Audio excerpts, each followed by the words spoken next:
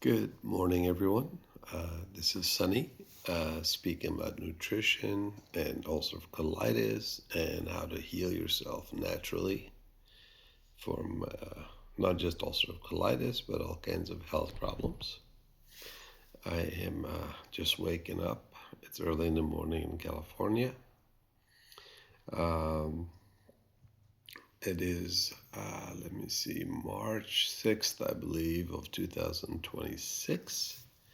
Uh, If you've seen my videos, you may know who I am. I suffered from ulcerative colitis and then some other health problems that came from nutritional issues. And I was able to, after dealing with doctors and causing more problems, I was able to heal myself naturally.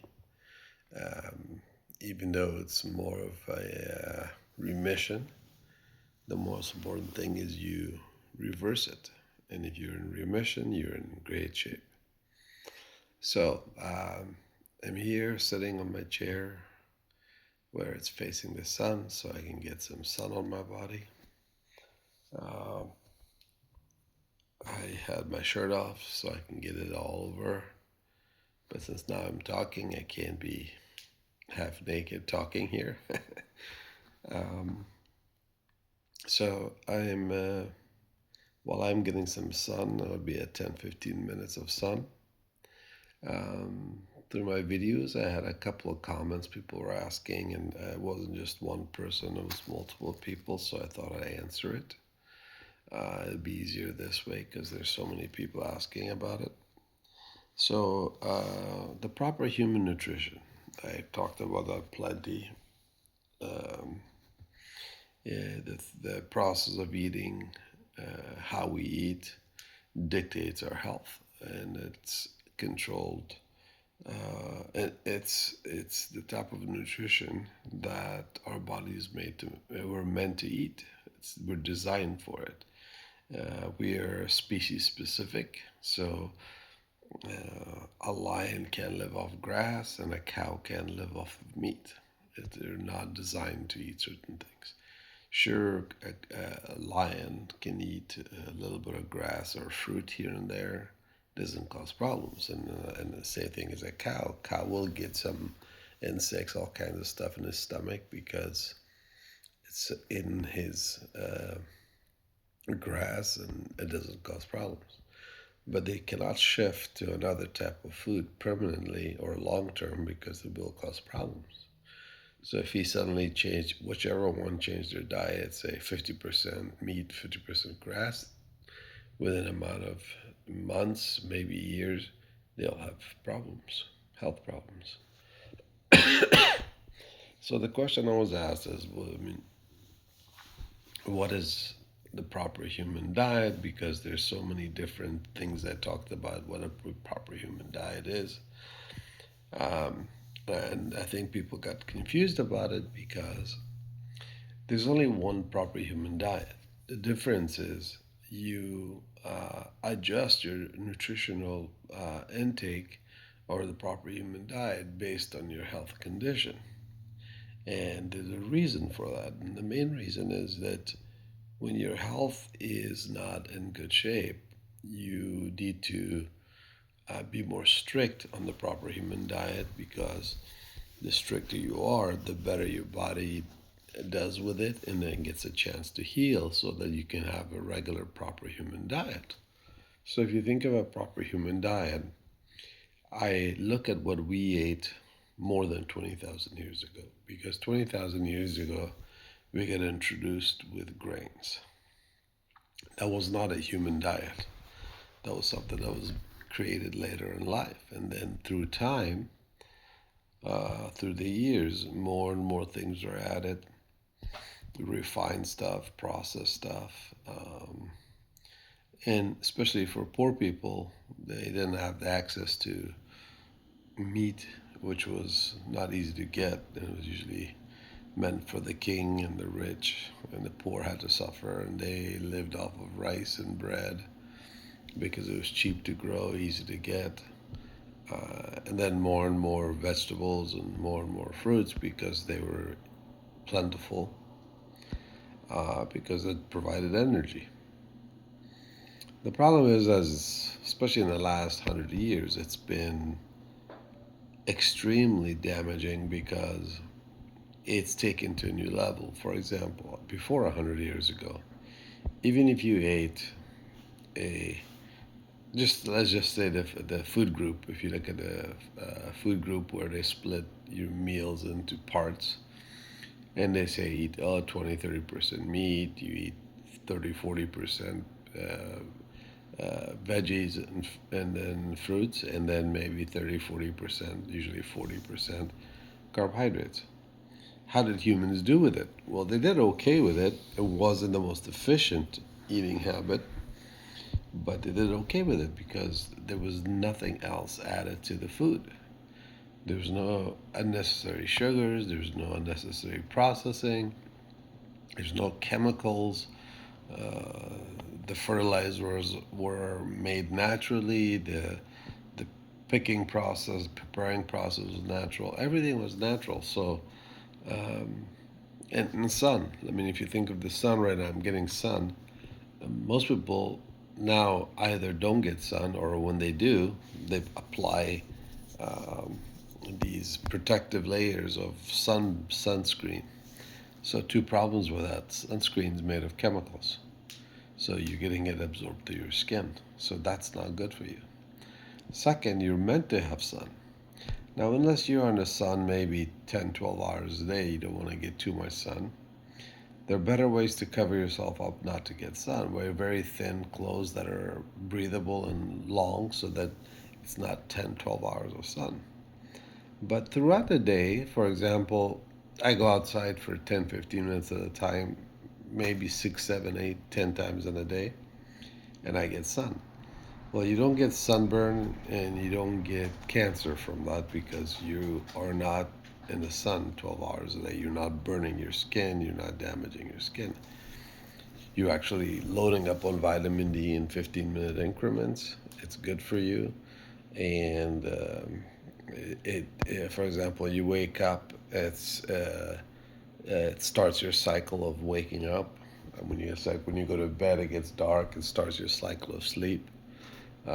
So your body is adjusting to things based on what nature was meant to do for you. So everything is something on. Everything has to do with how we used to get it. It was natural. But today, people don't go to the sun. They go to those sunbathing places and spend an hour in there. And I think to myself, well, what I just do is go outside and be in the sun for an hour. It's there. Why are you paying for something that you're trying to get artificially? But we live in a world of business and marketing and lies and government not telling the truth, and um, people slowly are getting poisoned. It's kind of what I wrote in the book. We're slowly being poisoned. I wrote a book in regards to that because a lot of our chronic diseases come from that. We're slowly being poisoned. The poison is causing all these chronic diseases. So, if we talk about the nutritional part and what is the proper human diet, this is where this all comes from. Because we have to think about what our nutritional situation is and what our health condition is. So, what is the proper human diet? Let's get the basics out. So, the proper human diet is what we ate more than 20,000 years ago. So, as hunters and gatherers, what do we eat? What do we eat? So, back then, 90% of our food came from meat. We hunted it. We had animals. So, certain parts of the country, they had goats and sheep and cows, and they drink the milk. They kill the meat once in a while, and then they ate that. That was for the winter. Um, what else did they have? On the rare occasion during the summer or spring when there was fruits available, they had some fruits. A little bit of honey when they can get their hands on it, because it wasn't easy to get their hands on honey, but they got it. And the few vegetables out there that they could find that they had back in the day that humans ate. It's not what is today, which is 100 different vegetables and 100 different fruits available 24/7, 365 days a year. Because in the winter and fall, you had nothing. There's no fruits. There was no vegetables. We couldn't preserve it. We couldn't can it. So when it was available, you ate it. When it wasn't available, you didn't eat it. And we didn't eat every kind of vegetable either. Today, you go to the market, there's an array of vegetables that was not a common eating thing back 30, 40, 50, 100,000 years ago, 200,000 years ago.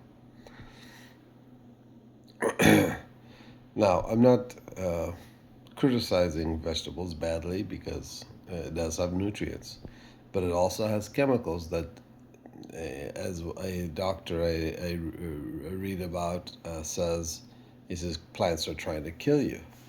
Dr. Chaffee, who mentions this in his video, and he says that because he's a carnivore, he eats only meat, and he talks about how plants are designed to kill you because they can't run away. Their way of protecting themselves from it's meant to be protecting from insects is to poison or kill it so that it learns not to eat it. And it's genetically inherited habits time and time again. They realize not to eat certain plants. They learn what they can eat and what they can. So, on a human level, they won't kill you because it's not poisonous enough or heavy enough to kill us. But if it's designed to kill a tiny, tiny, tiny little insect, for a human our size, it may not kill us, but it may affect us negatively because it's irritating our body, and that makes complete sense. One of the things that I do when I eat the few vegetables I eat some vegetables, I just don't eat a lot, is that I usually cook my vegetables. I don't eat anything raw anymore. I think about the only thing I eat raw now is maybe lettuce. And lettuce is mostly water, easy to digest, very little fiber in it. So I always try to cook my food, my vegetables, excuse me. Make sure it's nice and soft. I know you lose some nutrition, but because of all the chemicals in it, because of the poisons in it, naturally or unnaturally, it's better to get rid of some nutrients to kill off all the harmful parts and break up the fiber, which is another big plus because cooking will help break up the fiber and makes it more bioavailable, and your body does much better with it. So um, I do eat some vegetables, but very little. Just because in my case I have ulcerative colitis, and if I eat too much vegetables, it's tough on the stomach. So I try to minimize vegetables. I eat a little bit more fruit. And by a little bit more, I mean I may have two fruits a day. So I might have a banana and an orange, or a melon and a slice of melon with an apple. And but I don't eat a ton of fruit. It's not like what we do today is we make fruit salads and we put away in cups and cups of it. And you have to think that when you eat so much fruit, the nutrition part is good, but the problem is you're getting a ton of sugar. So you have to watch how much you eat of that as well. And it's not something that you have to worry about too much because if you're eating natural fruits, you don't tend to overeat. Like I don't ever eat more than one orange. I never eat more than one apple. Even one apple for me, sometimes I eat a half an apple and that's it. I even take the skin off because of the fiber, because of my stomach, because my stomach doesn't do well with the fiber. So we don't particularly eat heavy amounts of it if you're eating it. If you have a banana, you tend to have a banana in a day. That's it. So everything is in moderation. You're not really overdoing it. But when you're eating it in these bowls and juices, then you tend to eat way more than your body needs, or it should get because of the sugar content, which is the problem. So we were talking about why we need to eat a certain way when it comes to proper human nutrition. And well, what is the proper human diet? So, again, if we go through it, we look at what we ate, and what we ate was 90% meat, maybe 10% whatever else we can get our hands on. That's all we ever ate. It grew from the ground, or it ran on the ground, or it swam on the sea, or it flew in the air, and that was our food. So there's no boxes of this, cans of that, packages of that, the stuff that we buy from grocery stores. One of the things I noticed, and this is something even you may consider, how many times a company's been caught lying about things? If you think of it, almost every company you think of, from packages to cans to processed stuff to oils to the type of oils to the type of chips to the type of this to the type of the nutritional ingredients. It's been lie after lie after lie because they always find the cheapest way to save money. So when you buy these things, how do you know you're getting what they say you're getting? So if the package says there's no sugar, there's no triglycerides, uh, and there's no vegetable oils, it's made with, let's pick coconut oil, right? Here's the problem. But they sell a package of something for $2.99, $3.99. If you think of it cost wise, for them to make things that naturally uh, takes a lot of effort to make it that way. And the cost of coconut oil isn't cheap. The process of using sun dried or slow processed, slow cooked versus putting in one of those big machines that does it fast is not cheap. Uh, the preservatives being natural versus some chemical that you get cents on the dollar is not cheap. So how do you make money selling things that cheap when it's supposed to be that natural? So you hope they're telling you the truth, but the safer bet is to avoid them to make sure you don't get it. And I'm not saying to never ever eat a chip, never ever eat a cookie, never ever eat nothing that comes in a package. My thing is first try to make it at home.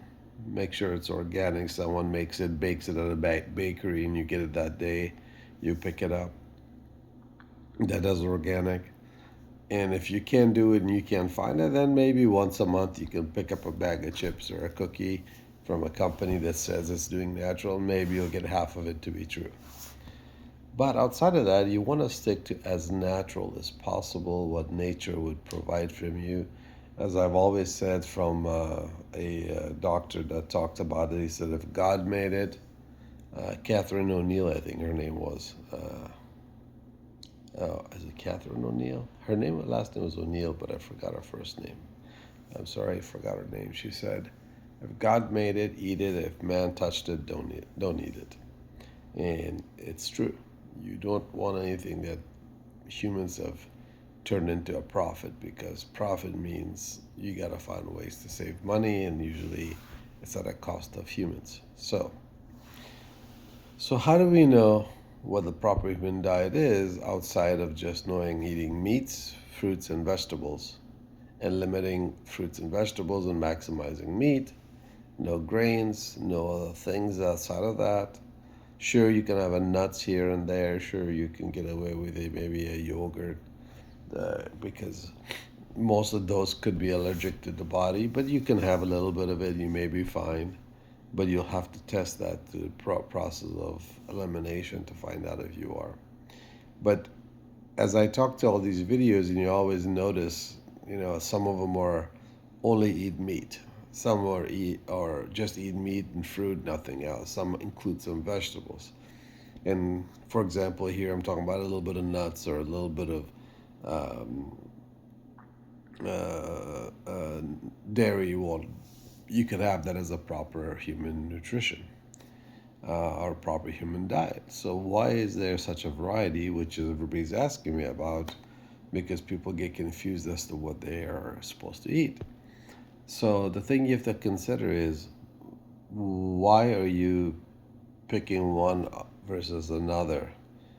Uh, The reason you pick one versus another has to do with your health condition.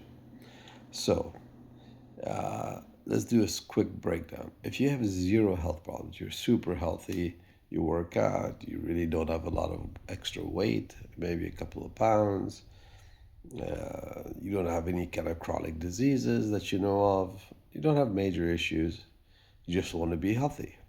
Well, the proper human nutrition would be to eat, again, 90% meat, maybe 85% meat.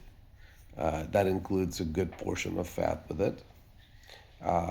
Then you can have a little bit of fruit, a little bit of vegetable with it. That's fine, no problem. Maybe even more. You can have more vegetables if you like, not a problem. Preferably cooked. Again, like I said, it's more bioavailable and less chemicals. You can buy organic things to make it more nutritional. And then in there, you can add things like nuts and dairy or cheese or stuff that normally that are I don't want to say side dishes, but not the main meal. And they tend to be good. Nuts have very good oils in it. Dairy has uh, uh, good oils in it. It's got vitamins and minerals in it, so there are benefits to it. But the difference is going to be if you have zero health problems, right? The secondary part of that is, are you allergic to any of them? Because, for example, I don't do with that. I don't do well with nuts, and I notice. I don't notice. You don't notice it inside because it's minor, but you'll notice it on the outside. For example, if I eat nuts, I usually break out. I get a pimple or two. So why does your body react to that way? I mean, if it's purely healthy and natural and there shouldn't be a problem, your body shouldn't react to it negatively. But it is. It's giving you pimples, making you break out. Sometimes if I eat too much nuts, my stomach gets irritated. Well, if I eat maybe too much fruit, I don't have a problem. I eat too much meat, I don't have a problem. So your body's telling you, hey, take it easy on that stuff. It doesn't like it. So that means your body is sensitive to it. So for someone like me, I can never touch dairy. Dairy is a problem. And I used to just eat cheese and stuff and yogurt. But I believe I may be sensitive to the protein in dairy because I'm not just lactose intolerant, I'm sensitive to the proteins because whenever I have any kind of dairy and I do a calprotectin test to look at my inflammation in my colon because I have ulcerative colitis, I notice my numbers go way up. And my diet doesn't change. All I do is add milk. So I can easily gauge what's causing the problem. And as soon as I get off of it, I test the next time, back down. Now, if I could, I would love to have it. I love dairy. Um, I love nuts. I like nuts. I don't love nuts, but I like nuts. But if your body's telling you no, you don't have it. So in my case, it matters what a proper human diet is. For me, it's 90% meat, 5% fruit, and 5% vegetables that's cooked. That's all I can do from a body that tolerates it very well. But then nutritionally, I'm maxed out and I'm doing very well with it. Compared to the guy I mentioned above before, that if he has no health problems, he can obviously do more nuts, more dairy, he can do more veggies and fruits, and they can get away with it as long as they stay away from all the grains, all the packages, and whatnot. The next big thing is you want to try to uh, look at if you have a major chronic disease. If you have multiple chronic diseases, for example, you have obesity, you have, um, um, let's see, liver inflammation or fatty liver, maybe diabetes. There's all kinds of chronic diseases. Um, People have ulcerative colitis, Crohn's, um, skin conditions. Sometimes a lot of skin conditions have to do with it. Pimples, for example, are a good example of it. Nutrition has a lot to do with that. If that's the case, then you have to change your proper human diet by being more strict on what you eat. So, when a person who has no health issues and is super healthy, exercises in general, doing well, he may sneak in a dessert here and there, no problem. Maybe a cake here and there, no problem. For me, once a month I'll sneak in there, maybe cheat twice a month, but that's about it. To someone who has a chronic health issue, so let's say you have an inflammation, you have fatty liver, and with that usually comes with some kind of stomach problem. In my case, also have colitis. It's also possible you have diabetes, or as they call pre-diabetes, which there's no such thing. You're either diabetic or you're not. If you're either insulin sensitive, you're not. This whole in between is nonsense. Um, for people like that, what you have to do is be very strict, because now you're trying to heal problems, you're trying to heal health problems. So your body's already in a situation where it's not doing well, it's not healthy. So it's very sensitive to everything, it's trying to repair itself. And if you keep giving a little bit of this, a little bit of that you shouldn't be having, then your body has a problem, a hard time healing. So let's just say you're pre-diabetic, let's use their term, and you have fatty liver and you have a stomach issue, either ulcerative colitis where your numbers are high or just in general stomach problems. So what do you do? Will just a normal proper human diet solve your problem? No, because proper human diet, I can have more fruit, I can sneak in desserts, but that is not good for someone who has diabetes. And someone who has fatty liver, you can't have too much fruit, because the fruit, the sugar in it, goes straight to the liver and it causes problems in the liver. So for that person, you have to go on a very strict, mostly meat, maybe one or two vegetables, three vegetables cooked, um, and that's it. That you can't have anything else. Um, and if you do that for 2 months, your body will heal, all the problems go away. Once it does, then you can add an extra fruit or two. You can add maybe nuts if you like it, whatever that doesn't bother you. So you have to change your diet based on your condition. You have to consider, well, I'm in this condition, I'm in that condition, I have to be strict. So that is why you shift. That's why there's the proper human diet, even though it's all those things. Um, a few nuts, a little dairy, maybe a dessert once a month. That's a proper human diet. You have to consider your health condition. So that's why when you read my stuff that I've talked about, or maybe in my book, I broke down things. If you have any kind of chronic diseases, you have to be more strict. And sometimes it's not even chronic diseases. For example, could be allergens. So if you have a lot of allergies, you don't know.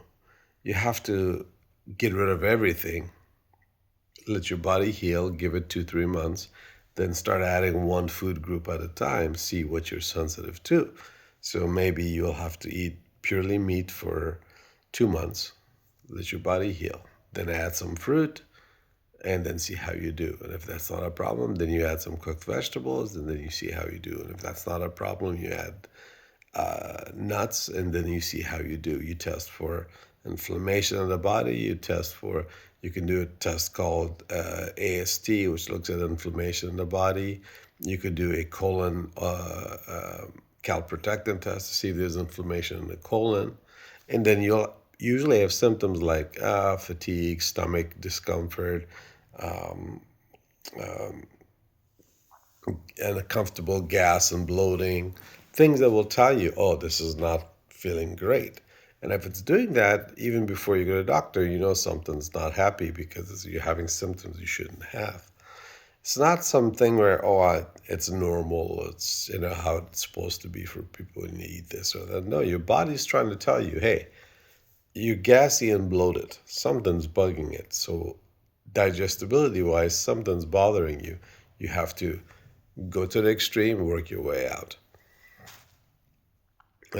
So when it comes to allergies, that's how you figure out if you have allergies to certain foods. Um, at times, you could do an elimination diet, which works. For example, um, a good example would be, for example, you don't really drink milk. And then you go on vacation and you drink a lot of milk when you're out there because the milk is much tastier. And you come back and maybe you go there, go to the doctor, you do because your stomach's unhappy, you test, and it shows inflammation. Okay. You could pretty much guess that the milk is the culprit because it's something you never drink. So you can eliminate one thing and see if that solves the problem and test again. If it's gone, you know that was the problem. But you don't usually get that lucky because the way we eat, especially in the Western countries, we eat everything under the sun. We mix it together. We don't eat steak by itself. We don't eat bread by itself. We don't eat nuts by itself. We don't eat one seasoning by itself. We pack on, if you eat an Indian food, it's like 15 seasonings in high amounts. If you Mediterranean food, you've got the vegetable oils, mixed salads, usually some kind of meat. It could be some kind of dessert, dairy dessert. So how do you know which one's causing the problem? You don't. There's no way you can eliminate one thing and think that's going to be it because if it's got 10 seasonings in Indian food or 15 seasonings, and let's just say you take the turmeric out, you're like, oh, it must be the turmeric because I've read about it. Great, what about the other 14? So if you understand that, then you go to a very simple, bland diet with one type of thing, and then you start adding things and finding out what you're sensitive to. And trust me, you will know because, and I'll give you a good example. Yesterday, I decided to have a junk food day because I was out and I hadn't had junk food. So I went to Buffalo Wild Wings and I ate. I got these chicken wings with French fries, and I eat French fries and chicken wings there because it's fried in beef tallow, not in vegetable oil. Now, I hope they're telling the truth and they're not using some cheaper oil, but they say it's beef tallow, so I take the chance. What I did wrong was I ordered the largest fries they had, which was a mistake. Usually I order a small one, I eat half of it, don't eat the rest. And it's never a problem.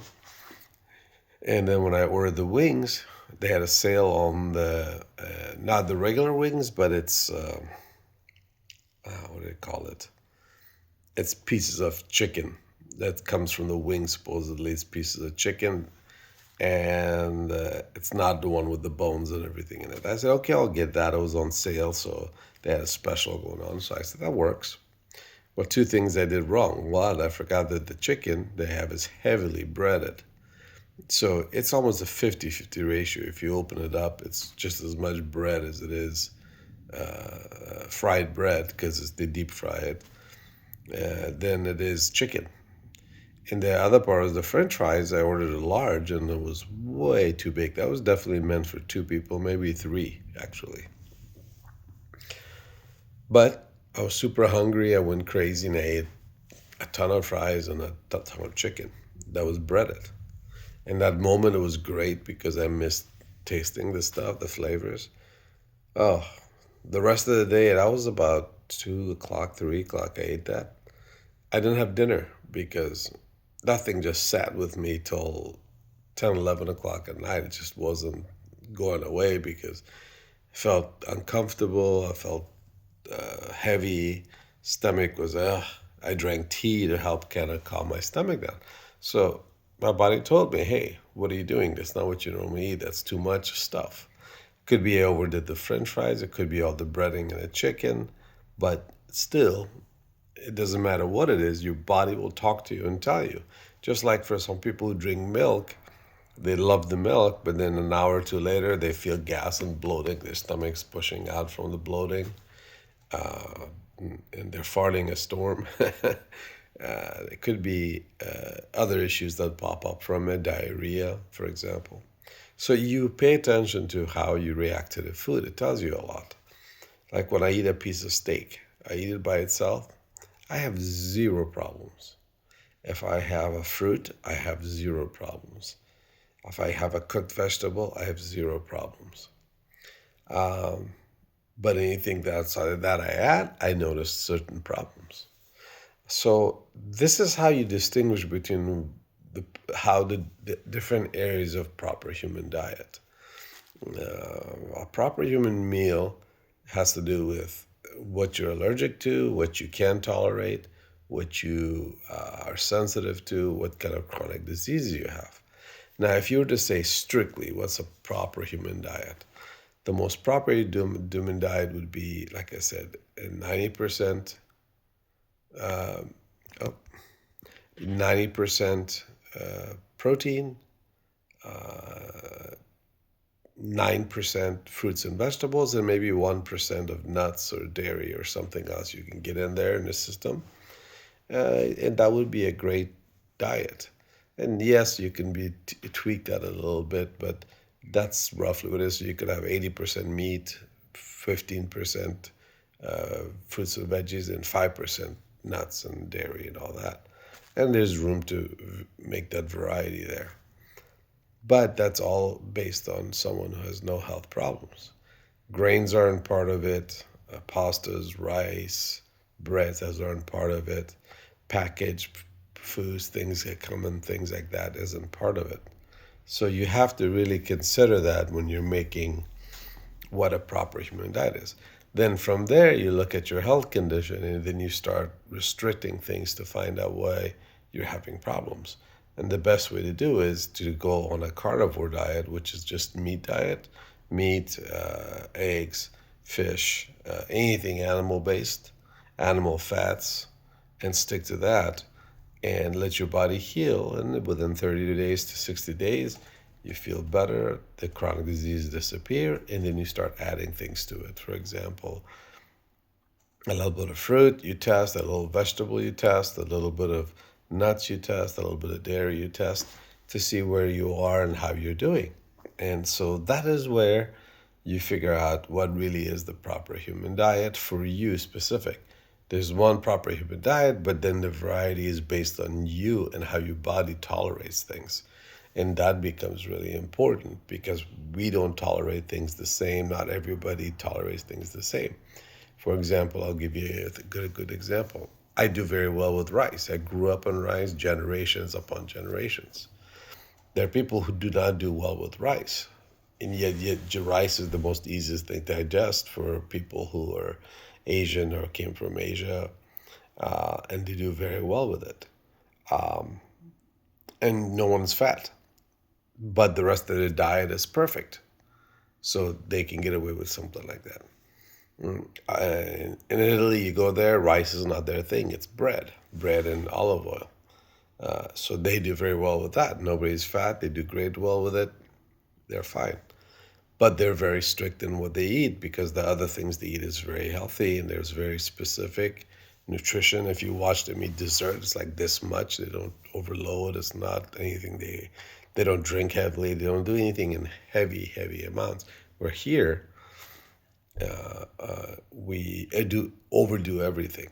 So always have to consider your health, your nutrition, and how you tolerate things before you try to figure out, okay, what part of the